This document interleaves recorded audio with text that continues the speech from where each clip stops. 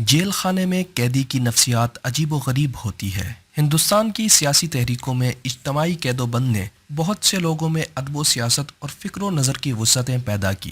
ہر شخص بقدر استعداد ایک دوسرے سے مستفید ہوتا اور ذہناً پروان چڑھتا۔ انہی صحبتوں سے سیاسی ذہن میں استقلال پیدا ہوتا تھا اور مزاج میں پختگی آتی تھی۔ اس دور کے بیشتر رہنماؤں اور بہت سے سیاسی کارکنوں کی سیاسی معراج جیل خانے کی ان صحبتوں ہی کے فیضان کا نتیجہ تھی۔ البتہ قید تنہائی غور و فکر کی عادی طبیعتوں کے سوا عام حالات میں مہلک ثابت ہوتی، اس سے مزاج میں تہور پیدا ہوتا یا پھر غصہ، جھنجھلاہٹ اور چڑچڑاپن نشو و نما پاتے۔ شاہ جی جب کبھی قید ہوئے عام جماعتی رفقا سے ان کا ساتھ رہا، اگر کبھی علیحدہ رہنا پڑا تو اپنی انجمن خود بنا لی، جہاں گئے اپنی باغ و بہار طبیعت ساتھ لے گئے۔ ان کی شخصیت کے گرد بڑائی کا ایک حالہ بنا ہوا تھا جس سے ہر کوئی ان کے نام پر مجبور تھا۔ قیدی سے لے کر افسر تک سب ان کی طرف کھنچتے اور عزت کرتے تھے۔ سکندر وزارت کے عہد میں راولپنڈی ڈسٹرکٹ جیل کا انگریز سپرنٹینڈنٹ کرنل ہارڈر آپ کا گرویدہ تھا۔ اسے معلوم تھا کہ شاہ صاحب انگریزوں کے کٹر دشمن ہیں، لیکن وہ آپ کی شخصیت سے متاثر ہی نہیں مرعوب تھا۔ اس نے آپ کو بیڈمنٹن کھیلنے پر آمادہ کیا۔ شاہ جی جب تک راولپنڈی جیل میں رہے وہ ہر شام آپ سے بیڈمنٹن کھیلا کرتا۔ اس نے بعنوان ہندوستان کی یادیں ایک کتاب لکھی جس میں اپنے بعض مطالعات اور تجربات کا ذکر کیا ہے۔ شاہ جی کے متعلق لکھا ہے، جن قیدیوں نے مجھے اثناء ملازمت متاثر کیا ان میں عطا اللہ شاہ بخاری کا نام ایک سیاسی قیدی بڑی ہی دل فریب شخصیت کا مالک تھا۔ اس کا چہرہ مہرہ چرچ کے ان مقدس راہبوں کی طرح تھا جن کی تصویریں یسوع مسیح سے مشابہ ہوتی ہیں، یا پھر ان مستشرقین کی طرح جنہیں یورپ میں خاص عزت کی نظر سے دیکھا جاتا ہے۔ ہم اسے عرب کے بڑے بڑے قاموسیوں سے بھی تشبیہ دے سکتے ہیں، لیکن ان کے صحیح شناسہ ہمارے ہاں کتنے ہیں؟ میں اسے اپنا دوست بنانا چاہتا تھا، لیکن ہمارے درمیان سب سے بڑی روک ہماری مختلف زبانیں تھیں۔ میں تو اس کی زبان کچھ نہ کچھ سمجھ ہی لیتا تھا، لیکن وہ انگریزی سے قطعاً ناواقف تھا۔ اس کا بڑا سبب غالباً یہ تھا کہ وہ 1857 کے اس اینٹی برٹش ذہن کی باقیات میں سے تھا جنہیں ہمارے پیش روؤں نے علماء کو پھانسی دے کر پیدا کیا تھا۔ شاہ جی تحریک خلافت کے ایام اسیری کا ذکر بڑی حسرت اور مسرت سے کرتے تھے۔ ان کی رائے میں وہ دن ان کی زندگی کا حاصل تھے۔ تمام ملک مولانا ابوالکلام آزاد کے الفاظ میں ایک بڑا جیل خانہ بن چکا تھا۔ بالخصوص پنجاب کے جیل خانے اس وقت کے بڑے بڑے لوگوں کا دارالعلوم تھے۔ اس قید و بند کے حالات مولانا عبدالمجید سالک نے اپنی سرگزشت میں تفصیل سے لکھے ہیں۔ ملاحظہ ہو، جیل میں ایک احاطہ تھا جس کے دو حصے تھے۔ ایک حصے میں 4 کوٹھڑیاں تھیں، اسے منڈے خانہ یعنی لڑکوں کا احاطہ کہتے تھے، اور ایک حصے میں ایک بڑا اور کھلا کمرہ تھا جس میں 7-8 قیدیوں کے لیے گنجائش تھی۔ چونکہ یہ کمرہ قید محض یعنی بے مشقت والے قیدیوں کے لیے مخصوص ہوتا تھا، اسی لیے کمرہ کہلاتا تھا۔ یہ دونوں حصے ایک درمیانی دروازے سے ملے ہوئے تھے۔ اختر علی خان، مولانا احمد سعید دہلوی، مولانا داؤد غزنوی، عبدالعزیز انصاری، عطا اللہ شاہ بخاری، مولوی لقاء اللہ، صوفی اقبال، راجہ غلام قادر خان، مولانا عبداللہ دہلوی چوڑی والے، میں اور نذیر احمد سیماب محض کمرے اور منڈے خانے میں بھیج دیے گئے اور وہیں ہمارے باورچی خانے کا انتظام کر دیا گیا۔ چند ہی ہفتوں میں میاں والی جیل سیاسی قیدیوں سے معمور ہو گیا اور رضاکاروں کے احاطے سے قومی نعروں کی دل آویز صدائیں بلند ہونے لگیں۔ پڑھے لکھے قیدیوں نے مطالعہ وغیرہ کا مشغلہ اختیار کیا، چنانچہ ہم لوگوں کا پروگرام یہ ہوتا تھا، صبح اٹھ کر ضروریات سے فارغ ہوئے، نماز با جماعت ادا کی اور چائے پی۔ اس کے بعد میں اور عبدالعزیز انصاری مولانا احمد سعید سے ادب عربی، صرف و نحو اور منطق کا سبق لینے لگے۔ اختر علی خان اور راجہ غلام قادر خان سید عطا اللہ شاہ بخاری سے قرآن صحیح کرنے لگے۔ مولوی لقاء اللہ عثمانی اپنی سازشوں اور چوریوں میں مصروف ہو گئے، یعنی فلاں فلاں مطلوبہ چیز کیوں کر چوری چھپے باہر سے منگوائی جائے اور فلاں پیغام فلاں شخص کو کس تدبیر سے پہنچایا جائے۔ مولوی لقاء اللہ نماز میں ہم سب کے پیش امام تھے اور یہ چوری چھپے کام بھی انہی کے سپرد تھے، چنانچہ میں نے ان کا لقب امام السارقین مقرر کیا تھا۔ سید حبیب بعض وجوہ سے ہمارے ساتھ نہ ٹھہر سکے، اسی لیے دوسرے احاطے میں چلے گئے۔ ایک زمانے میں وہ مولانا داؤد غزنوی کو انگریزی پڑھایا کرتے تھے اور مولانا داؤد سید حبیب کو عربی پڑھاتے تھے۔ نتیجہ یہ ہوا کہ نہ انہیں انگریزی آئی نہ ان کو عربی۔ خیر، میں دن بھر کا پروگرام عرض کر رہا تھا۔ صبح ہم تھوڑی سی مشقت بھی کرتے تھے، یعنی چرخے یا 5 تار کا سوت دری بافی کے لیے بٹ دیا کرتے تھے۔ یہ کوئی 20 منٹ کا کام تھا۔ اس سے فارغ ہونے کے بعد تعلیم کا سلسلہ 1 بجے تک جاری رہتا۔ اس وقت مولانا عبداللہ چوڑی والے للکار کے کہتے، ارے بھائی کھانا تیار ہے۔ اگرچہ ہمارا کھانا پکانے پر مشقتی قیدی مقرر تھے، لیکن ہم نے باورچی خانے کا چارج مولانا عبداللہ کو دے رکھا تھا، اور انہوں نے اپنے فرائض مفوضہ کو جس خوبی اور خوش اسلوبی سے انجام دیا وہ انہی کا حصہ تھا۔ انہوں نے اپنی مہارت فن سے دہلی کے وہ کھانے پکا کر ہمیں کھلائے کہ جیل کو دیکھ کے گھر یاد آیا۔ سب اکٹھے بیٹھ کر لطف کے ساتھ کھانا کھاتے اور قیلولہ فرماتے۔ نماز ظہر اور عصر کے بعد چائے کا دوسرا دور جاری ہوتا۔ مغرب کے بعد کھانا کھایا جاتا اور عشاء کے بعد دیر تک بحث و مباحثے جاری رہتے۔ کبھی کبھی قوالی بھی ہوتی تھی، جس میں اختر علی خان گھڑا بجاتے، صوفی اقبال تالی بجا کر تان دیتے، سید عطا اللہ شاہ بخاری غزل گاتے، اور مولانا احمد سعید شیخ مجلس بن کر بیٹھتے، اور مولانا داؤد غزنوی اور عبدالعزیز انصاری حال کھیلتے۔ غرض ہم لوگوں کے مشاغل صوم و صلات، تلاوت قرآن، تعلیم و تعلم اور تفریح و تفنن کے تمام پہلوؤں سے مکمل تھے، لیکن بعض اوقات قوالی میں اتنا غلغلہ اور ولولہ ہوتا کہ دوسرے دن ہمارے ہمسائے یعنی پھانسی کی کوٹھڑیوں والے قیدی سپرنٹنڈنٹ جیل سے شکایت کرتے کہ حضور ہمیں یہاں سے کہیں اور بھیج دیجئے، یہ مولوی لوگ ہمیں ساری رات سونے نہیں دیتے۔ اب ہمارے کمرے میں ایک قابل قدر شخصیت کا اضافہ ہو گیا تھا۔ دہلی کے مولانا عبداللہ چوڑی والے آ چکے تھے، اور ان کی وجہ سے خاص قسم کی شگفتگی دوستوں میں پیدا ہو چکی تھی۔ مولانا دہلی کے نہایت ممتاز قوی کارکن ہونے کے علاوہ مختلف قسم کے دہلوی کھانے پکانے میں بڑے ماہر تھے۔ چنانچہ مولانا احمد سعید کی استدعا پر انہوں نے ہمارے باورچی خانے کا چارج لے لیا، اور اسی دن سے ہمارے دسترخوان کی لذتوں میں اضافہ ہو گیا۔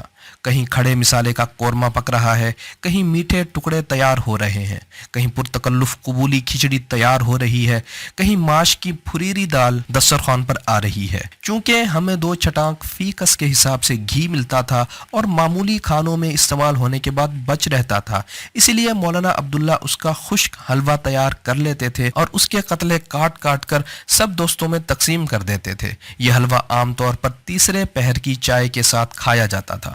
مولانا عبداللہ کی عمر اس وقت 37-38 سال سے زیادہ نہ تھی، لیکن سر اور داڑھی کے بال سفید ہو چکے تھے۔ داڑھی فرنچ کٹ تھی اور سرخ و سفید رنگت پر بہار دیتی۔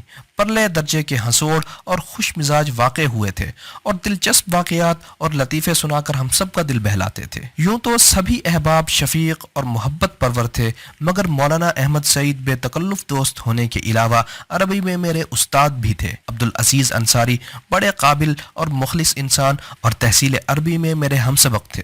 لکھا اللہ عثمانی، صوفی اقبال احمد، اختر علی خان، سبھی سے برادرانہ تعلقات تھے، لیکن جو خصوصیت سید عطا اللہ شاہ بخاری سے تھی وہ اپنے رنگ میں مثال نہ رکھتی تھی۔ شاہ صاحب اس زمانے میں شعر تو نہ کہتے تھے، لیکن اردو اور فارسی میں شعر فہمی اور سخن سنجی کا ملکہ خصوصی رکھتے تھے۔ اس کے علاوہ ان کی شگفتی طبع اور ان کا خلوص، ان کی محبت پروری بے مثال تھی۔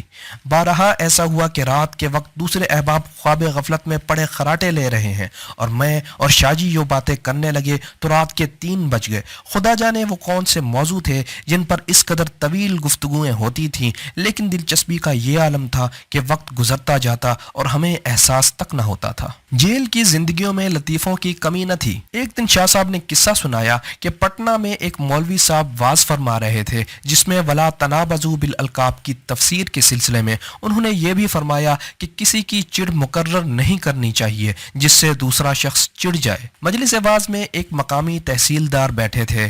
انہوں نے پاس بیٹھے ہوئے ایک صاحب سے کہا، لوگ یوں ہی چڑ جاتے ہیں، اگر کوئی شخص کسی کو چڑھانے کی کوشش کرے اور وہ نہ چڑھے تو کوئی بات ہے ہی نہیں۔ مخاطب نے جواب دیا، نہیں حضرت، چڑ کی بات سے آدمی چڑ جاتا ہے، اس سے تغافل کرنا بڑا مشکل ہے۔ تحصیلدار صاحب قائل نہ ہوئے تو دوسرے شخص نے خاموشی اختیار کر لی۔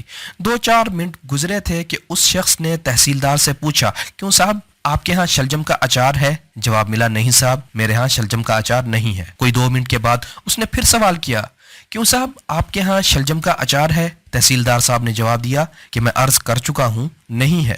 یہ بہت خوب کہہ کر پھر چپ ہو گئے، لیکن ابھی 5 منٹ بھی نہ گزرے تھے کہ پھر پوچھا، تحصیلدار صاحب آپ کے ہاں شلجم کا اچار تو ہوگا؟ तहसीलदार साहब बरहम हो गए और कहने लगे, आपने मुझे मस्खरा मुकर्रर कर रखा है। 3 दफा तो कह चुका हूं कि शलजम का अचार नहीं है, लेकिन आप बराबर वही पूछते जाते हैं। उस शख्स ने माफी मांगी और खामोश हो गया। लेकिन अभी 2 ही मिनट हुए थे कि उसने फिर सवाल दोहराया, क्यों साहब, आपके यहाँ शलजम का अचार है? अब तहसीलदार साहब के जब्त का पैमाना छलक गया। कहने लगे, अजीब बदतमीज हो तुम, ये क्या बकवास है? शलजम का अचार है, शलजम का अचार है। सारी मजलिस वाज उनकी तरफ मुतवज्जे हो गई। मौलवी साहब ने वाज रोक दिया।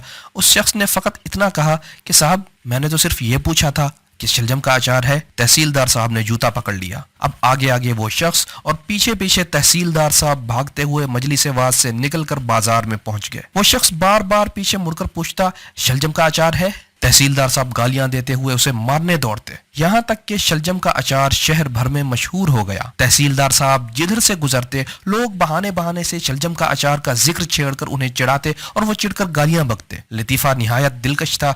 दिन भर यारों में उसका चर्चा रहा। 3-4 दिन के बाद दोस्तों ने साजिश की कि सैयद अताउल्ला शाह को चिढ़ाया जाए। चुनांचे सबसे पहले सूफी इकबाल अहमद शाहजी की कोठरी के सामने पहुंचे और अंगुश्ते शहादत के इशारे से पूछा, शाहजी, आपके पास पेन होगी? शाहजी ने कहा, नहीं भाई, मेरे पास पेन नहीं है। कोई 1 मिनट के बाद अख्तर अली खान पहुंचे और उस तरह अंगुश्ते शहादत से इशारा करके पूछा, क्यों शाहजी, आपके पास पेन होगी? शाहजी ने उनको भी यही जवाब दिया कि पेन नहीं है। 2 मिनट के बाद एक और साहब पहुंचे। शाहजी, पेन है? शाहजी के मिजाज का पारा चढ़ने लगा। बाहर निकल आए और कहने लगे, क्या तुम सबके टांके उधड़ चुके हैं कि बारी बारी आकर मुझसे पेन मांगते हो? इतने में एक और दोस्त पहुंच गए और निहायत मतानत से फरमाने लगे, शाहजी, आपके पास पेन तो होगी। शाहजी ने उन्हें बुरी तरह डांटा। उसके बाद जो हर तरफ से शाहजी पेन ही के सवालात शुरू हुए तो शाहजी इतने गुस्से में आए कि मादर व ख्वाहिर की मुगल्लज़ात तक सुना दी। खैर, हमने बड़ी कोशिश और खुशामद दरामद से उनके गुस्से को ठंडा किया और बताया कि हम तो सिर्फ शलजम के अचार वाले लतीफ़े को दोहरा रहे थे। जो लोग शाहजी के साथ जेल खाने में रहे, उनका बयान है कि शाहजी कैद को कभी सीरियस नहीं लेते थे। जेल खाने की 4 दीवारी में उनके कहके ज्यादा वसी हो जाते। अक्सर हिंदू नौजवान जो जेल में साथ रहे, आपकी बागो बहार तबीयत के इंतहाई गिरविदा थे। बिलखसूस कम्युनिस्ट और सोशलिस्ट नौजवान उनकी शख्सियत से प्यार करते, लेकिन खिताबत से खौफ खाते थे। मशहूर टेररिस्ट कैदी शेर जंग ने मुल्तान सेंट्रल जेल में आपसे तर्जमे के साथ कुरान पढ़ा था। एक दिन उसने सवाल किया, शाहजी, कुरान में ये तो दर्ज है कि मुसलमान आज़ाद रहकर इस तरह जिंदगी बसर करें, लेकिन ये कहीं दर्ज नहीं कि गुलाम हो तो क्यों कर जिंदगी गुजारें। सारे कुरान में मुसलमान और गुलामी कहीं भी इकट्ठे नहीं है। आखिर मुसलमान जंगे आज़ादी में हिस्सा क्यों नहीं लेते? ये बात शाहजी के दिल में उतर गई। फिर क्या था, मुद्दतुल उम्र आम जलसों में मुसलमानों से इसका जवाब पूछते फिरे। एक सोशलिस्ट नौजवान ने जो आपके साथ कैद में था सवाल किया, शाहजी, आपने कभी नमाज तर्क नहीं की और न कभी रोज़ा छोड़ा, फिर आपका दिल आम नमाजियों की तरह सख्त क्यों नहीं? शाहजी मुस्कुराए, फरमाया, भाई, जो मजहब इंसान के दिल को गुदाज नहीं करता वो मजहब नहीं, सियासत है, और मुझे ऐसी सियासत से कोई ताल्लुक नहीं। शाहजी ने जेल में मूंछ कूटी, बान बटा और गंदुम पीसी, लेकिन आम तौर पर मुशक्कत से बेनियाज ही रहे। एक जमाना में टोपी पहनना छोड़ दी। किसी ने वजह पूछी, फरमाया, पहली दफा जेल गया तो जेलर ने हाथ बढ़ाकर टोपी उतारना चाहिए। मैंने हाथ रोक लिया और उतार कर खुद हवाले कर दी। तब से फैसला किया कि टोपी नहीं पहनूंगा, बस ये चौगोशिया रुमाल सर पर रखता हूँ। अब तो जेल खानों में काफी इस्लाह हो चुकी है। एक जमाना में कैदी को 3 माह बाद एक खत लिखने और 2 माह बाद एक खत वसूलने का हक होता था। जाहिर है कि ये एक बड़ा जब्र था। नतीजतन बहुत से कैदी बेरंग खत लिखते जो बैरूनी सेंसरशिप की वजह से पकड़े जाते और उनकी सजा का मूजिब होते। शाहजी ने इसका तोड़ पैदा किया। पंडित कृपा राम बरहमचारी के नाम से अपने अहबाब को दिनाजपुर जेल से अक्सर खत लिखते रहे और ये नाम सैयद अताउल्ला शाह बुखारी का तर्जमा या बदल था। आपकी कैदोबंद का ये पहलू दिलचस्प था कि जब भी आप पर कोई आफत टूटी, बफजल ताला आवारा टुकड़े की तरह निकल गई। मसलन सिकंदर वजारत के साख्ता मुकदमात निहायत संगीन थे। उनमें उम्र कैद या सजाए मौत की सजाएं थीं, लेकिन उन मरहलों में लाखों इंसानों की दुआएं आपके शामिल हाल थी। हजारों अफराद जिनमें आबिद शब जिंदादार से लेकर जाहिद मुर्ताज तक शरीक थे, आपके दुआ गो रहे और बड़े से बड़ा मार्का सर होता रहा। हजार दाम से निकला हूं एक जुम्बिश में, जिसे गरूर हो आए करे शिकार मुझे। बाज अहलुल्लाह ने कुरानी वज़ाइफ बता रखे थे। उम्र भर उन कुरानी वज़ाइफ का विर्द किया। آخری عمر میں انہی وظائف کے ہو گئے۔ ان کا بیان تھا کہ اہل اللہ کی توجہ اور قرآن پاک سے ان کے شغف کا نتیجہ ہے کہ انہیں کوئی طاقت سر نہیں کر سکتی اور نہ کسی پختہ پس سے اپنی مرضی و منشا کے مطابق قید میں ڈال سکتی ہے۔ لطیفہ غیبی کہی ہے کہ تحریک خلافت کی 100 سالہ قید کے بعد وہ کبھی کسی طویل عرصے کے لیے اسیر نہ ہوئے۔ جس زمانے میں ہندوستان چھوڑ دو کی تحریک چلی تو اپنے واضح خیالات کے باوجود کھلا پھرتے تھے۔ پاکستان میں تحریک ختم نبوت صلی اللہ علیہ وسلم کا جو اندوہناک نقشہ جمع، اس قید سے بھی 1 سال کے اندر اندر رہا ہو گئے۔ تقریروں میں گرفت کا عنصر شاذ ہی ہوتا۔ تمام تقریریں مصرع ہائے غزل کی طرح اتنی رنگا رنگ ہوتی کہ انہیں اول تو قلم بند کرنا ہی دشوار تھا۔ دوم CID کا محکمہ جن فضلائے اثر پر مشتمل تھا وہ ان الفاظ و مطالب کی پکڑ سے قاصر تھے، ان میں مطالب آشنائی کا جوہر ہی نہ تھا۔ سکندر مرحوم کی وزارت نے آپ کو جس نازک موقع پر جن سنگین دفات کے تحت پکڑا تھا، اس کے پیش نظر ہر شخص کو اندیشہ تھا کہ عمر قید سے کیا کم سزا ہوگی، لیکن قدرت نے دستگیری کی اور حالات نے معجزاتی طور پر پلٹا کھایا۔ جس رپورٹر لدھا رام نے تقریر قلم بند کی تھی وہ ایک فرنٹ ہو گیا۔ اس نے Lala Lakshmi Das additional district magistrate Gujarat کی عدالت میں 18 دسمبر 1940 کو بیان دیتے ہوئے کہا کہ شاہ جی کے خلاف جو تقریر پیش کی جا رہی ہے وہ حکومت کے ایما پر فرضی تیار کی گئی ہے، چونکہ میرا ضمیر مجھے ملامت کر رہا ہے کہ میں ایک بے گناہ شخص کو بلا وجہ مصیبت میں مبتلا کروں، لہٰذا مجھے اصل حقیقت کے انکشاف کی اجازت دی جائے۔ چنانچہ لدھارام کے بیانات کا خلاصہ یہ تھا کہ جو تقریر اس عدالت میں پیش کی جا رہی ہے وہ بنائی گئی ہے، کیونکہ جس چارٹ ہینڈ نوٹ بک پر اس نے تقریر کے حقیقی نوٹ لیے تھے اسے پراسیکیوٹنگ انسپیکٹر کے مکان پر جلا دیا تھا۔ اس برات کے بعد شاہ جی پر قیام پاکستان تک کوئی مقدمہ نہیں چلا۔ پاکستان بنا تو سیاست سے ذہناً مستعفی ہو گئے، لیکن قادیانیوں کا تعاقب جاری رکھا۔ آخر 28 فروری 1953 کو کراچی میں راست اقدام کا فیصلہ کیا تو حکومت نے راتوں رات سیفٹی ایکٹ کے تحت گرفتار کر کے سکھر جیل میں رکھا۔ ایک بڑے افسر نے آپ سے جیل میں ملاقات کی اور بزوم خویش نصیحت کرنے لگا، شاہ صاحب، اسلامی حکومت قائم ہو چکی ہے اور انگریز جا چکا ہے، مگر آپ ابھی تک پرانی ڈگر پر قائم ہیں، بھلا اپنی ہی حکومت کے خلاف ہنگامہ آرائی سے فائدہ، سوائے اس کے کہ اسلامی حکومت کمزور ہو۔ شاہ جی ان بزرگوار کو اچھی طرح جانتے تھے۔ ان کے لہجے کی صاحبی پر مسکراتے ہوئے فرمایا، جی ہاں، میرے علم میں ہے کہ اسلامی حکومت قائم ہو چکی ہے، لیکن سبو اپنا اپنا ہے، جام اپنا اپنا۔ کچھ لوگ اسلامی حکومتوں میں برسر اقتدار ہوتے اور کچھ جیل خانے میں رہتے ہیں۔ آپ اپنا کام کیجئے، ہمیں ہمارا کرنے دیجئے۔ تاریخ اپنے آپ کو اسی طرح دہراتی ہے۔